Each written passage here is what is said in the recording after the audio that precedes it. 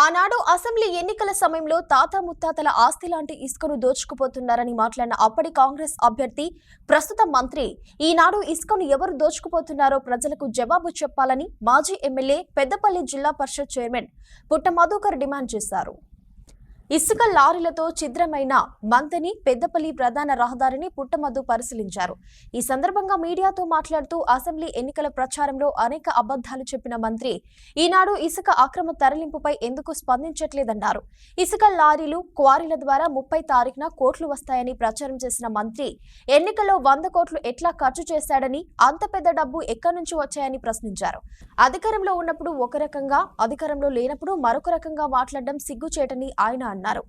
ఇసుక రవాణాను ఆపాలని సుల్తానాబాద్ లో అన్ని పార్టీల నాయకులు దీక్ష చేస్తున్నారని, అదే తరహాలో మంథనిలో కాంగ్రెస్ నాయకులు దీక్ష చేపట్టాలని ఆయన డిమాండ్ చేశారు. మంథని పెద్దపల్లి ముఖ్య రహదారి మీద, మెయిన్ రోడ్ మీద ఉన్నాం మనం.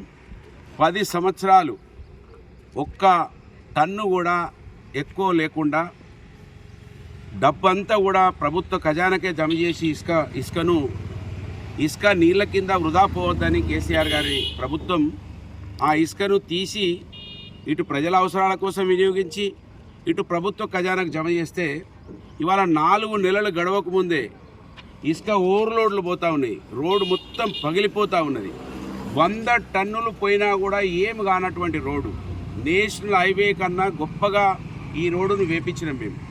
ఈ రోడ్డును ఎవ్వరు కూడా ప్రశంసించారు. 100 టన్నులు పోయినా ఏం కాదు అంటే 100 టన్నుల పైన ఇసుక ఓవర్లోడ్లతో పోతూ ఉన్నాయి.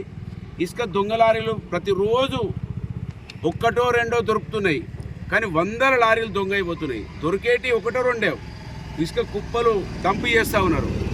ఇసుక గురించి మాట్లాడినటువంటి వ్యక్తి ఇవాళ ఏం జవాబు చెప్తాడో మంత్రిని ఎమ్మెల్యే ఒకసారి మీరే వినాలి.